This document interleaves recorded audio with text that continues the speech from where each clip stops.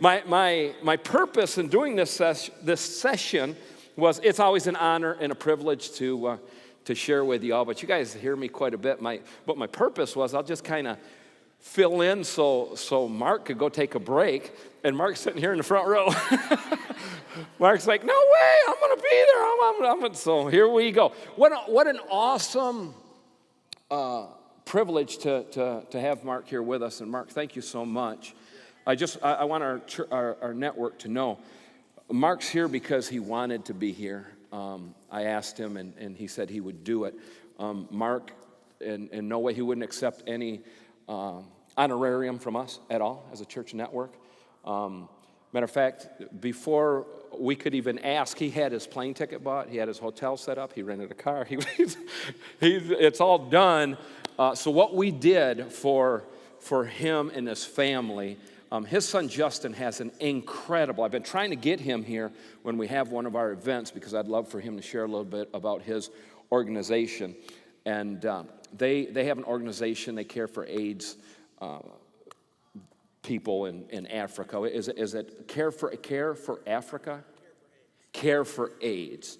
And just an incredible young man. And so what we did is we did something as a church organization for his foundation. So we want to sow. We want to be an organization that sows into. And Mark, thank you so much. And it's a privilege to be part of what you and your family are doing. So thank you very, very much.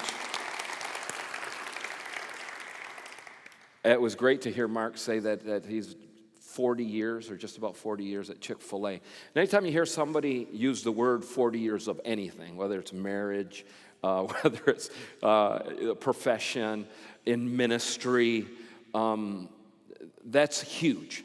Sometimes we don't listen and think about what that means. That's 40 years. And there's 40 years of staying on track. 40 years of really walking a path in our world as leaders, of integrity, walking a path of credibility, being a model before people. And so what I wanted to do, knowing that this was going to be somewhat of a mixed crowd of our churches and our business world, what I want to do is talk to you about leadership, and most of this has to do with just personal leadership. I'm not going to bore our business crowd with some church stuff. We're going to talk about leadership and just quickly look at something that actually we're doing right now. Pastor Dwayne and I here at Res Life, we're doing a series called Guardrails. It's a series that in our church in Mexico we did a long time ago. We're partners with North Point, and North Point is really the author of this series. So we're doing a series in the church. So what I did is I just took the concept. When I knew that we were gonna have this session together, I took the concept of guardrails, and then I took it and I developed something for you today called Guardrails for Leaders. Guardrails for Leaders. And this is guardrails for our lives. For our lives. Doesn't matter what your background is, and it doesn't matter what you're doing right now. If you're in ministry, if you're a business owner, if you work somewhere, if you are a person, this is relevant to you today. So I'm going to talk about guardrails for leadership. And so I'm going to take a couple minutes and develop the concept of guardrails, and then we'll get into 3 guardrails that I want to talk to you about real quick. But to do that, let's talk about what a guardrail actually is that we know. And I'm going to put a bunch of stuff up here on the screen. If you're a techie, you can just take a picture real quick and boom, boom, boom, boom, boom. If this introduction is the same introduction that Carla and I use this weekend here up until we get to the bulk of what I'm going to talk about. So you could get online at Resurrection Life Church Granville, and I think my notes are actually online up until what we're going to talk about specifically. So a guardrail is a system designed to keep vehicles from straying into dangerous or off-limit areas. I think we all know that. You know, guardrails are pretty much invisible to us. Even though they're all over, we don't pay attention to them. And one of the interesting thing about a guardrail is actually placed Once you leave here and you start paying attention to guardrails, pay attention to where they're placed. Guardrails are placed in a place that you could actually, if you needed to, you could drive on that piece of real estate. But the guardrail is set in a safe zone because the danger is what's on the other side of the guardrail.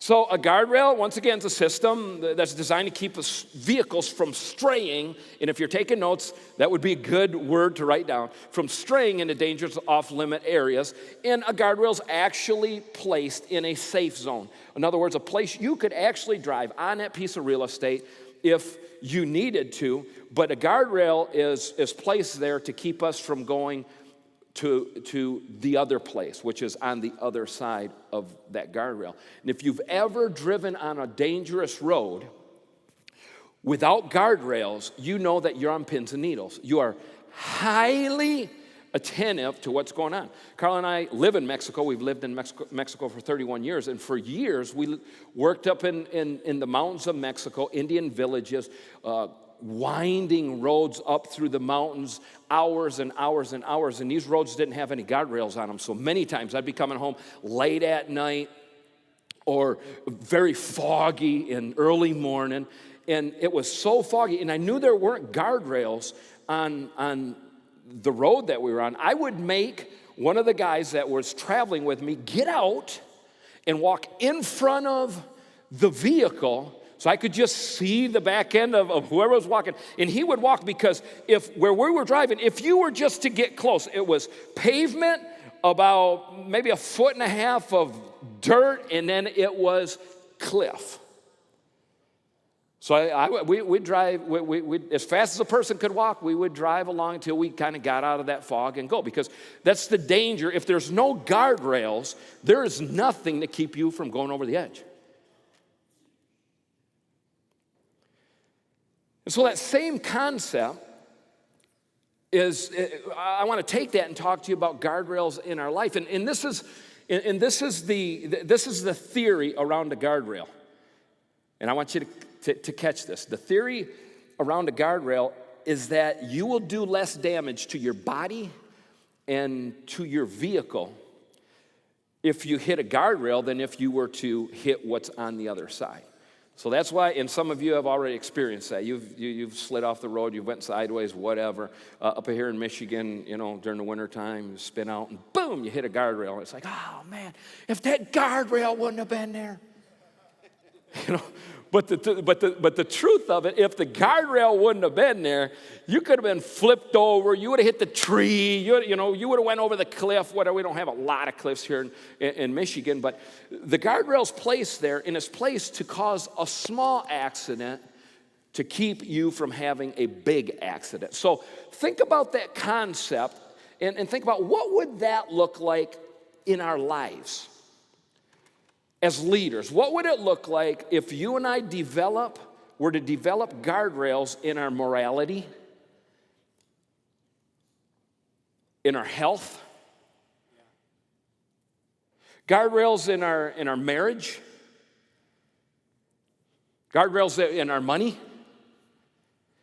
In other words, okay, the cliff is here. Okay, the cliff, and for example, I'll just give you an example. A cliff is, the Bible talks about don't go into debt, and the debt becomes a slave, or the debtor becomes a slave, et cetera, et cetera. So the cliff is when I go and I go into debt. So that's falling off the cliff. Well, what would it be like if you and I were to form guardrails in our life to where we don't even get close?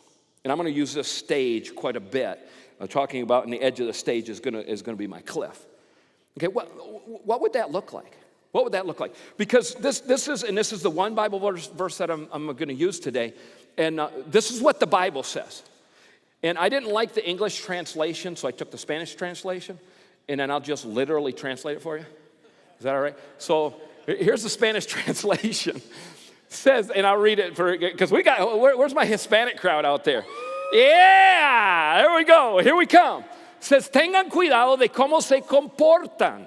Vivan como gente que piensa lo que hace, no como tontos. It's Ephesians 5:15, and I just literally translated it because I love the way it said it in Spanish. It says, be careful how you conduct yourself. Live like people that think about what they're doing. You know, and every time I read this verse in Spanish, it just says, think about what you're doing. Don't just do, think about it. So live like people that think about what they do, not like fools. And I know that word fool is a strong word, but if you put that into context, it's just simply saying a fool is somebody that just acts and doesn't think about it. It's not thinking. You know, when I read this, I thought of so many experiences that I have or that other people have done things that are foolish, and because they just weren't thinking about it. I remember years and years and years ago when Kyle and I first went on a mission field, I was up in a little Indian town. It was my first, after Bible school, after language school, it was basically the first town I ever visited. I was working with an elderly Indian man, and he said, I'm going to take you to a place called Xicolotitla.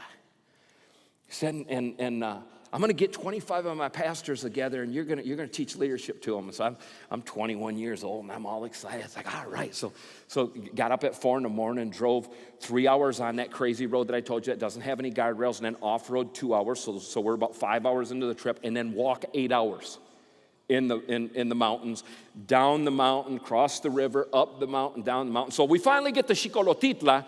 It's afternoon. And so I'm in this little village, and there's pastors. They've got these big sombreros. They're on horses. They've got their little like man purse with them. And so they're coming. And I thought, I am in the wild, wild west. This is crazy. Way up in the mountains of Mexico, my first gig. So we're in our first gig, and I've got my mentor, the Indian man, Venancio, that I worked with. And the church I would say the church was about as wide as this row of pews, and probably about 3/4. This goes wider, but it was just straight back, and then about 3/4 of the way. So 25 pastors, they all come into the church. You take the sombrero off, you hang it on the wall. You take your man purse, hang it on the wall. They take their Bible out of their little man purse, and they sit down. So I was sitting down in the middle with Venancio. Man walks up on stage. They got these, it was paredes de palos. How do you say it? Stick walls. Just stick walls and a tin roof and dirt floor. And a man walked up. They had these trumpet speakers. He took this sound system. He said, Mi nombre es Cheto. He said, my name is Cheto, and I am the pastor of this place, and it is so good to have you here. And back then, that was 30 years ago. 29 years ago, so my Spanish was, I was like, okay. So I'm trying to hang with this guy. And he said, welcome to my city, welcome to my church. And he starts giving a discourse. Well, I didn't realize, but a man had stood up in the back, and all of a sudden he cleared his throat. So all the pastors, we turn around and look in the back. And there's a guy standing up. He says, my name is Luis, and I am the pastor of this church. And then he starts talking to Cheto. He said, Cheto, I want you to recognize me as the pastor of this church because the people love me more than they love you. So Cheto says, no, Luis, please, this isn't the time for this. Luis says, yes, it is. Venancio is here. That was the elderly man that I worked with. Venancio is here, and he will decide who is the pastor of this church. Well, I didn't understand everything that was going on. This is my first gig right out of Bible school. I'm like, this is it. I'm getting ready. I'm going to teach these people something. And pretty soon they're going back and forth at it. But I would understand some of what they're saying. All of a sudden, Venancio was sitting next to me. He was a short Indian guy. He couldn't have been about that high. About that wide. For real. He would sit. I would preach for 3 years. I would preach, and he would sleep. And he would snore. I'd be preaching. He'd be. So Dwayne was trained under him. Pastor Dwayne. That's why there's not much things that distract Pastor Dwayne. He's like, we can do this gig. We've had mules. We've had a lot of things happen in church. So Venancio turns next to me. He says, Shua. Shua is my name in the Otomi dialect. He says, Shua. Cuando yo te digo, when I tell you, te echas un clavado al piso, dive on the floor. What the world? So anyways, long story short, they start going back and forth. I can tell something's going on. Cheto's face is red. Luis's face is red. Finally, Luis in the back, he said, that's it, I've had it. He walks to the wall where they hung their sombreros and their little man purses, reaches in the thing and pulls out a pistol. I'm fresh out of Bible school. I'm like, dude, this...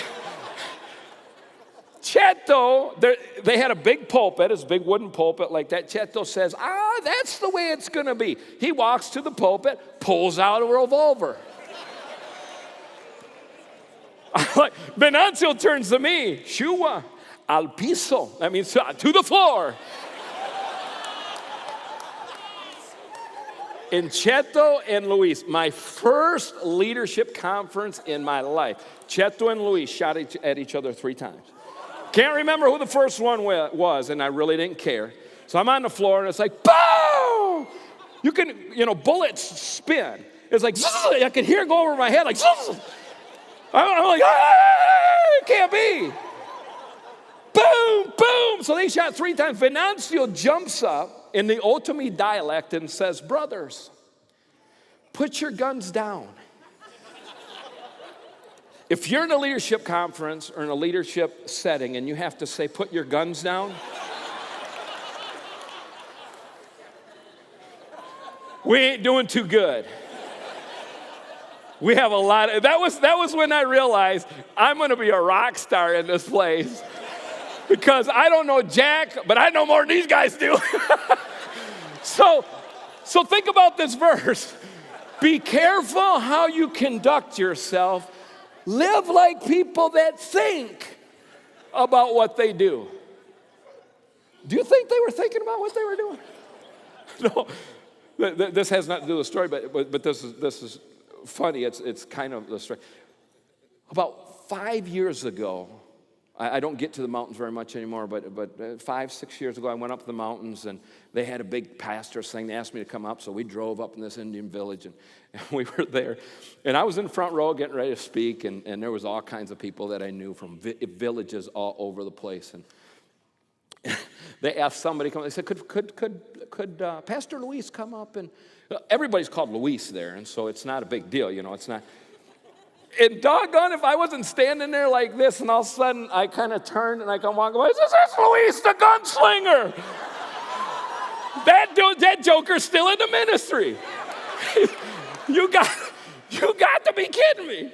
So I didn't ask the question if Cheto was still alive. I just figured,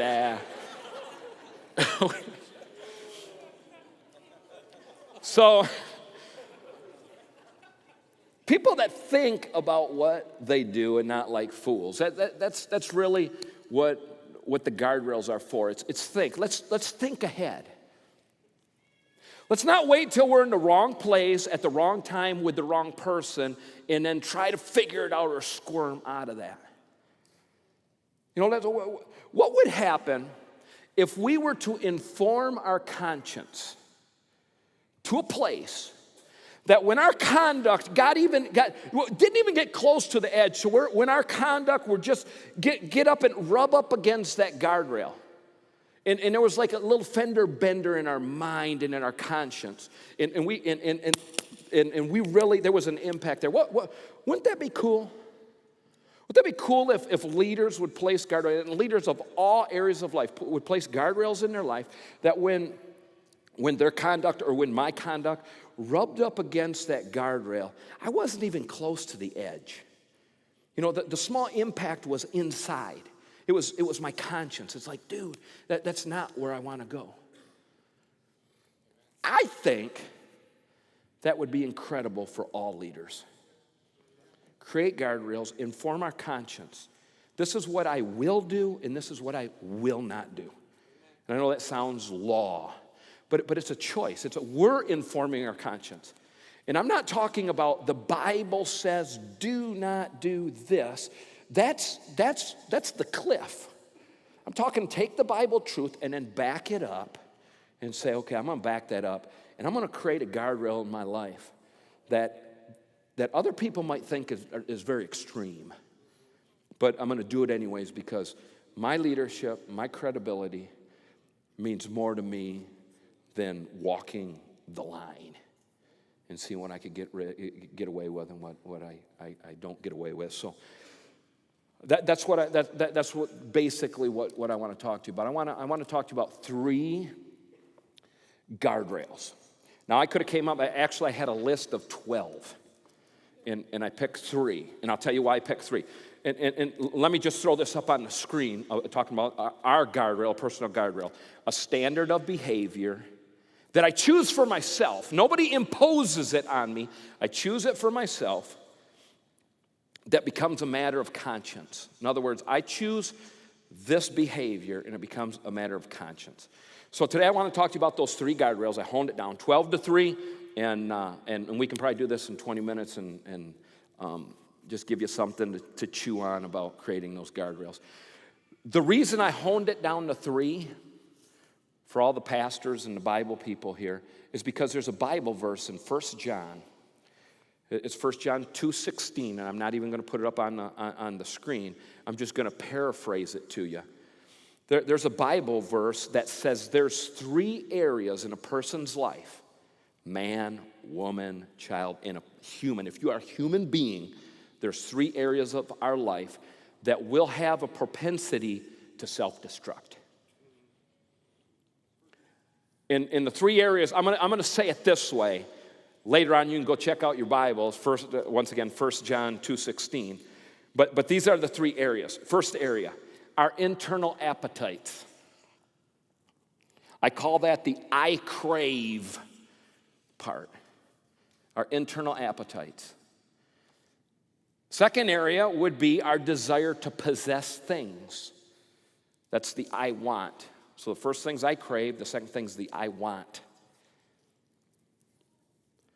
And the third one is our pride. And that would be the I'm better. And if you want a little more of that phrase, I'm better than.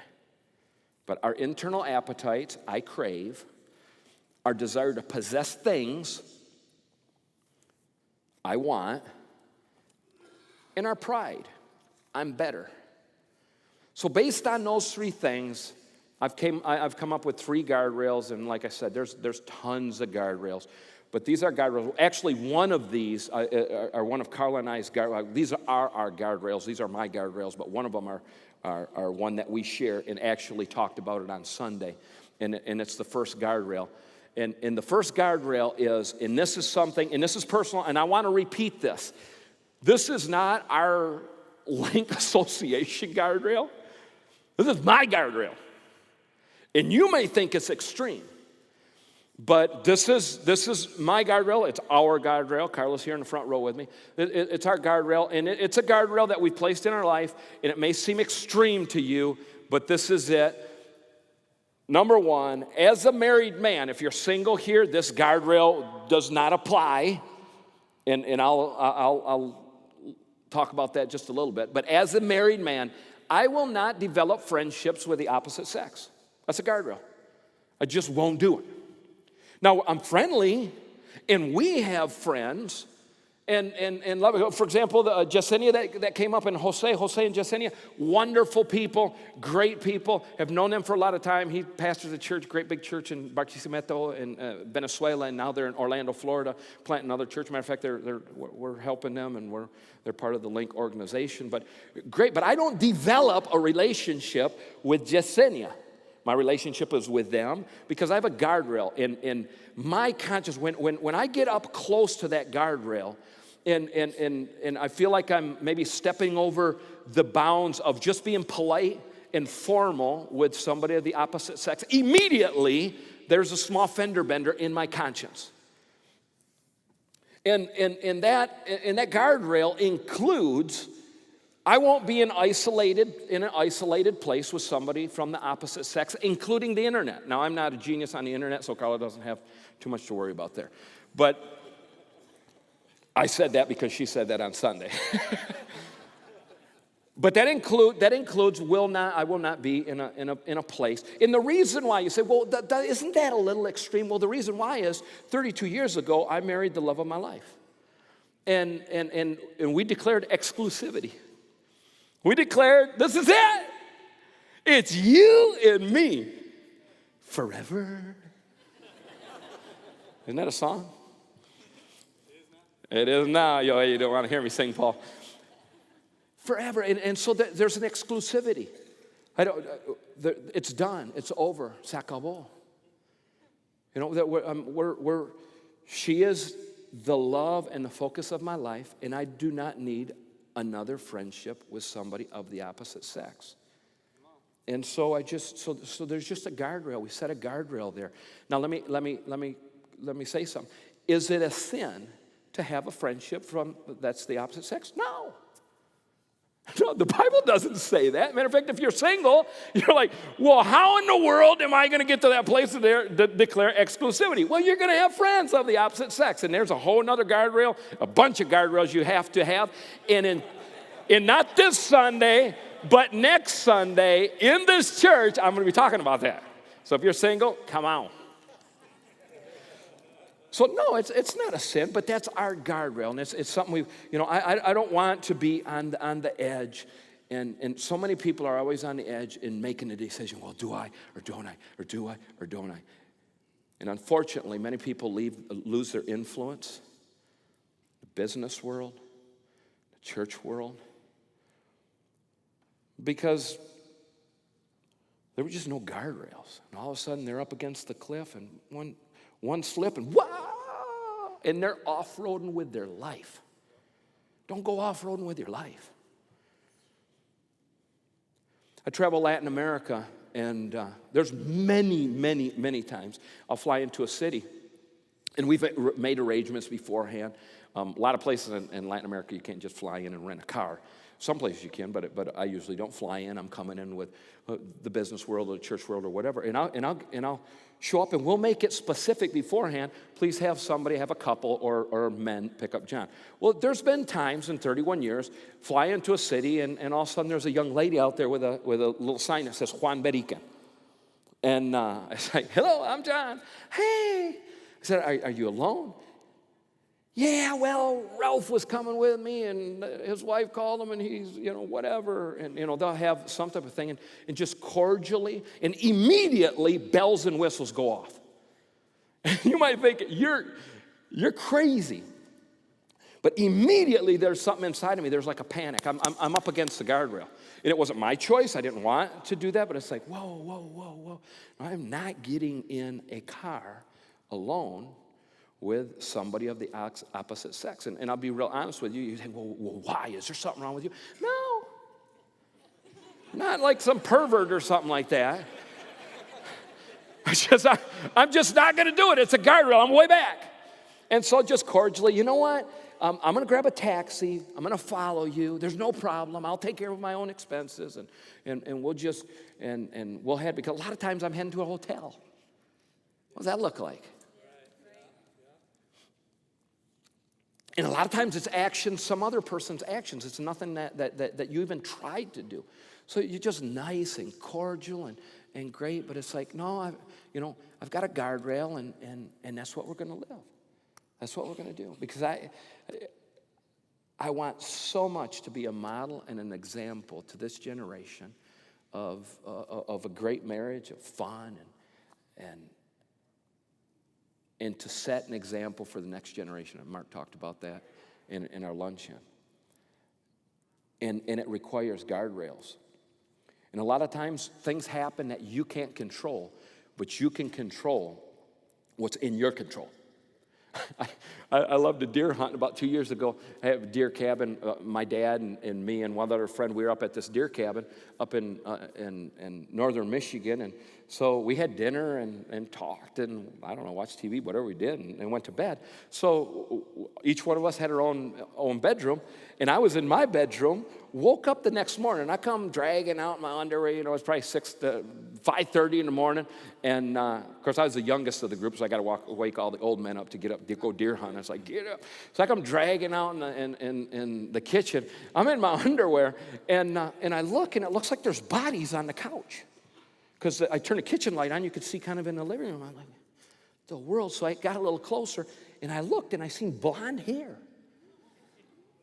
What the? I can't tell you what I said, but I'm like, what the world? You got to be kidding me.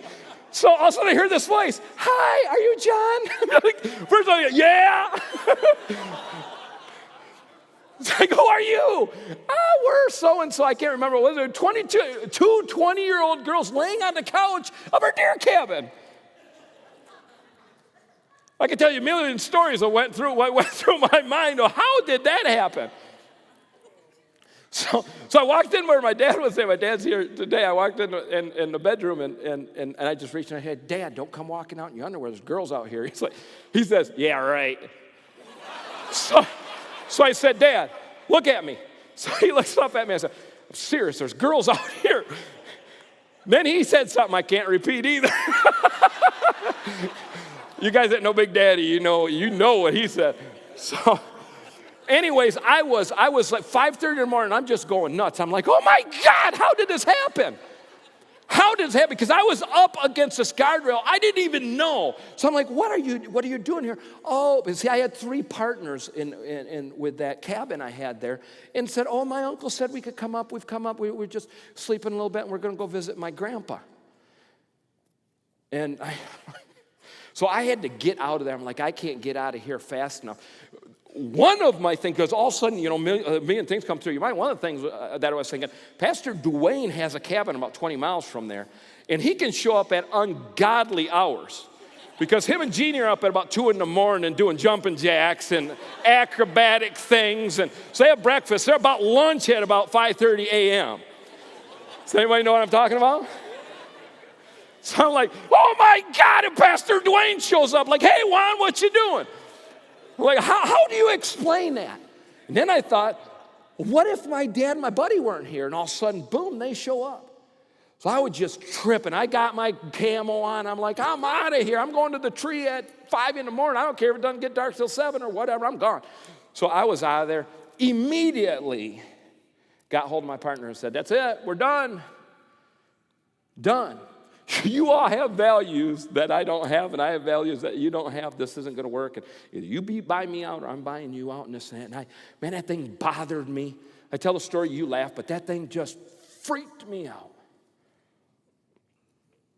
Because I've got a guardrail, and that guardrail is exclusive, one person. One person. So number one, I'm not trying to push my guardrail off on you. I'm just saying, look, we've got to have guardrails. And one of the places that so many people self-destruct is in their family and their marriage, because there's not guardrails. So I want to encourage you to think about that. Okay, what should my guardrail be when it comes to who I am as a man or as a woman, as a married man, as a married woman, et cetera, et cetera. Establish a guardrail. Inform your conscience to a place. This is what I will do. This is what I will not do. And set that in place so that when something happens, your conduct or somebody else's conduct creates a situation where all of a sudden you're up against that guardrail. Immediately your conscience says, bop, bop, bop, bop, warning. And you back off of that thing. See, because a guardrail is set in place to keep you from straying into dangerous areas. All right? Guardrail number 2.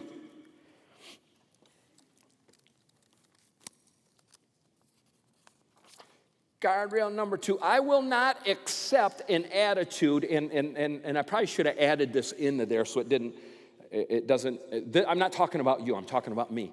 I will not accept an attitude in me that somebody owes me something. Not God. God doesn't owe me a thing. Not a person, nor society. I will not. I've established a guardrail that I've informed my conscience to a place of I will not accept an attitude inside of me that somebody owes me something. And let me explain why, because this is the cliff. And this is a cliff that a lot of leaders fall off of. This is the cliff. And I'm just going to read it to you. An attitude of, I am better than anyone else. The cliff is, I deserve something. The cliff is that somebody owes me something, and it's all rooted in pride. And it creates a whole gamut of wrong thinking and destruction in our life. And it's just the entitlement thing. The entitlement thing. You know, because, I've grown a great church. God owes me something, or the people owe me something, or I've won grand awards. I'm the greatest gymnast in the world. I'm the greatest basketball player in the world. I'm the greatest golfer in the world. Or my dad is, or my grandpa is. And all that is pride. And it takes us to a place of entitlement, that we feel like somebody owes us something. We feel like God owes us something. We feel like somebody owes us something. And I've decided that because of what the Bible says in that verse I gave you in 1 John, that pride is something that we're all going to deal with every day, all the time. And so I need to create a guardrail for me. And this may not be your guardrail, but this is a guardrail for me, because I never, ever want to get to a place where I think somebody owes me something, that I deserve something. So many times that just segues into people doing immoral things because they think, well, I'm so-and-so. And that's not true. Probably a real good example of this is, and every time I think about this guy, it bothers me. It just bothers me. One of the greatest golfers to ever live, Tiger Woods. You hardly ever hear of Tiger Woods anymore. There was a time when you could not watch TV that Tiger Woods was not on TV, and somebody talking about he is one of the most amazing, spectacular golfers in the world. But the problem with that is Tiger Woods believed that. And Tiger Woods embraced an attitude, and I'm not saying anything that he hasn't said publicly. I'm not saying anything that he hasn't that actually hasn't come out publicly from him. He just felt like, well, I'm entitled to that. I'm entitled to every golf tournament I go to. I can just find some woman who is not my wife and go to bed with her. Why? Because I'm the greatest golfer in the world. Everybody owes me. And all that is an attitude of entitlement. And the truth is that is not true. That's not true at all. And so I wrote 3 things down there about that, because that is the opposite. Entitlement is the opposite of true leadership, because true leadership is servanthood, serving others, adding value to others. It's all about others. And so immediately, whenever I start thinking about me, I have an anti-leadership attitude. I am, you owe, God owes. Wow, the world should celebrate me because look who I am. Guys, that's wrong. Doesn't matter if you're the greatest salesman in the world and you've sold $80 billion of product, or if you're the richest person in the world. It doesn't matter. We're just humans. But the Bible says that pride is one of 3 major things that will come in and take us off-road. And so I set in a guardrail, and I just will not accept an attitude in me. So I wrote down 3 things. When I think I'm a big deal, I just get close to somebody who really is. and I realized real quick, I'm not. I'm not a big deal. Not a big deal. When I get feeling, woe is me, you get the self-pity thing, I just get close to somebody that's got it worse than I do. Last Sunday we were sharing a little bit, and we told a story about Timmy, our son, our disabled son, handicapped son. And, God has blessed us. We have an incredible life. But Timmy's been sick for he got sick 27 years ago. And Timmy's severely, multiply, mentally impaired, and he's worked 24/7. And so there could be times, and there are times when it's come into my mind, oh, I got it so hard. Other people just got it easy. They don't have to think about some of the things I think about, and some of the things that normal people do, I can't do. And all that is an anti-leadership. It's just focused on me. So what do? I just get close to somebody that's, and there's a lot of people that have it a lot harder than I do. I remember a couple down in Lima, Peru. I think I put you in touch with them. Man, because I share about Timmy a lot of times in conferences, and it's incredible, hundreds and thousands of people that come out of the woodwork that have some type of disablement in their family and this and that. I remember this young couple. They told me their story. While we were sitting in this little green room, and they were telling me their story. I just started crying. They're telling me their story, but they had just heard my story, and I'm sitting there thinking, we live in heaven compared to the challenges that these people have. And once again, I realized, man, I got it great. So I think I'm a big deal. I get next to somebody that really is a big deal. We think, whoa, woe is me. I look at people that, with our challenges have a similar challenge. And the third thing I wrote down is when I think I deserve something, I get out into the real world and see all that I have. Carl and I just got back. I just was in Paraguay, Chile, and in Guatemala. And so I told Carl, why don't you meet me in Guatemala? We planned it out a month ahead of time. I've got 3 days, meet me in Guatemala, and we'll hang out together for 3 days because my trip was going to be kind of long, just a day under 2 weeks. So she did, and we were off in this place. It was spectacular. We spent 3 days together. Awesome. On the way home, well, not home. On the way back to Guatemala City, we were on Tigua. We were about 100 miles out. Well, actually, Carl and I met in Guatemala in 1983. It's a long story, but actually we met. And we're both from here. And but we met on a trip. And so we thought, wouldn't it be cool if we could find a place that we met at? So Carla's a genius. She gets on and she starts finding, it was an orphanage. She found some kids that were in the orphanage, had posted the address of this orphanage that we met at.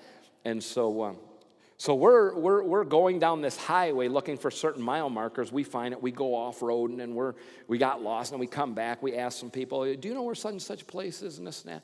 I remember a lady said, yeah, I know where it's at. It's down the road, so-and-so, and then you go back here, and you go back in there, but don't stop and talk to anybody, because that's a bad neighborhood.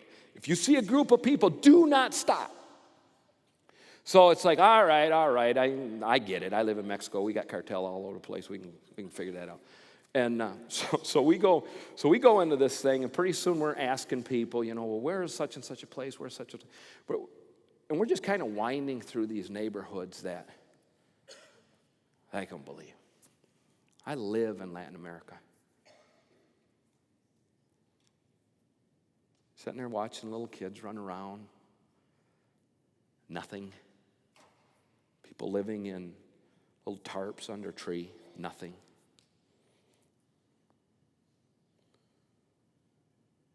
You think you're a big deal, or you think you got it bad or whatever.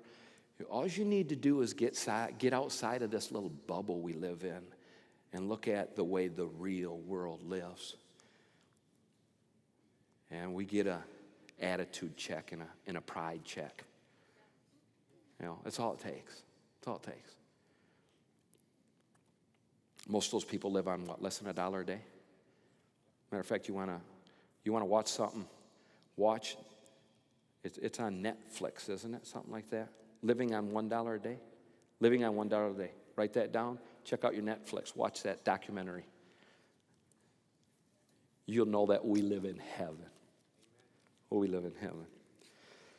So guardrail number 2 is I will not allow myself to have an attitude that somebody owes me something. Nobody owes me anything. I owe. I love what Paul said. I'm a debtor. I owe.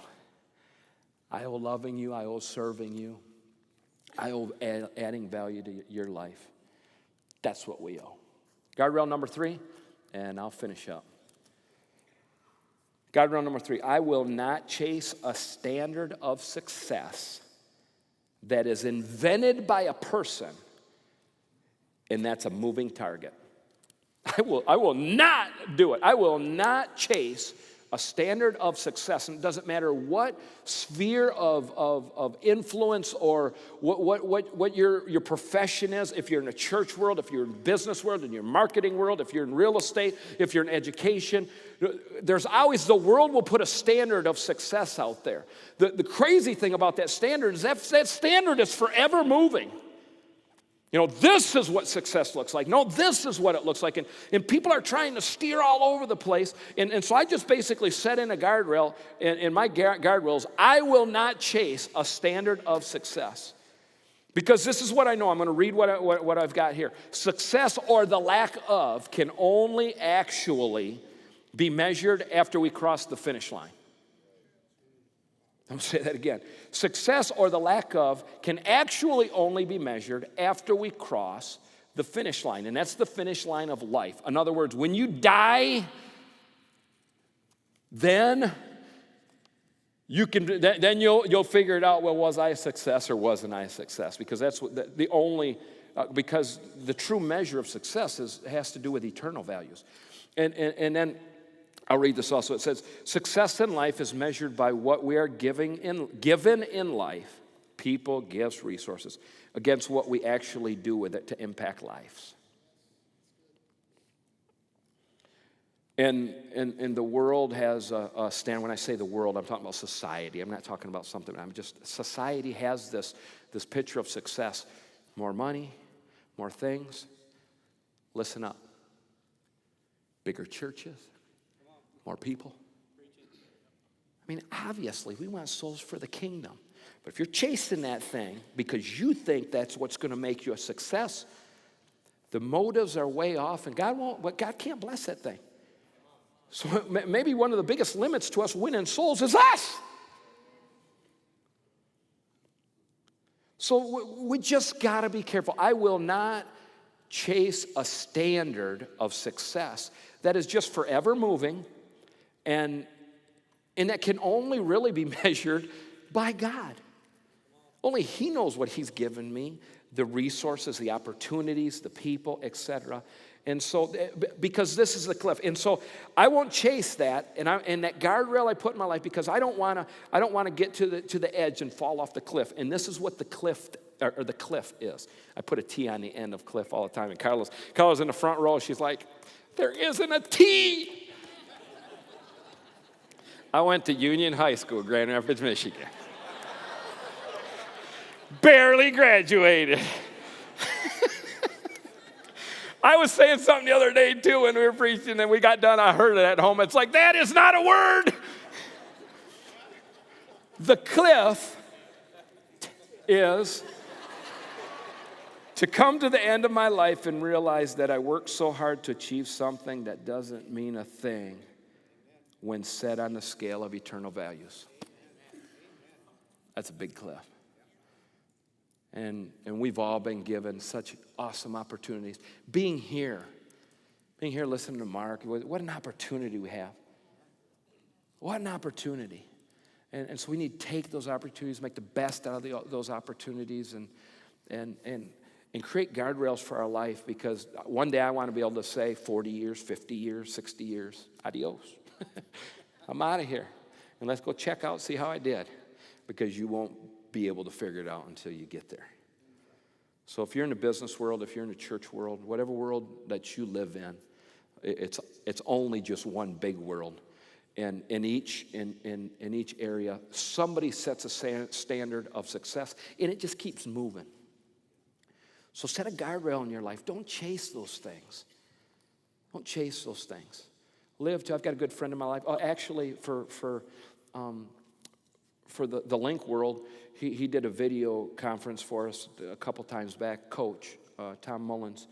And I love Tom, 70 years old, 71. And every time I'm with him, has a huge church down in West Palm Beach. Coach, how you doing? He said, well, just want to honor God. Just want to honor God. Every time I talk to him, it's just want to honor God. Incredible. I love that phrase. Every day I remind myself that it's not about success that somebody paints, and just want to honor him. Just want to honor God. If you're a business person, if you're sales, if you're church, just honor God.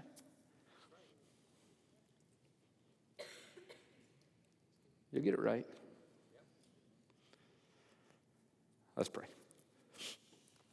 Father, thank you so much for this time with my friends. Thank you for their lives and our lives together.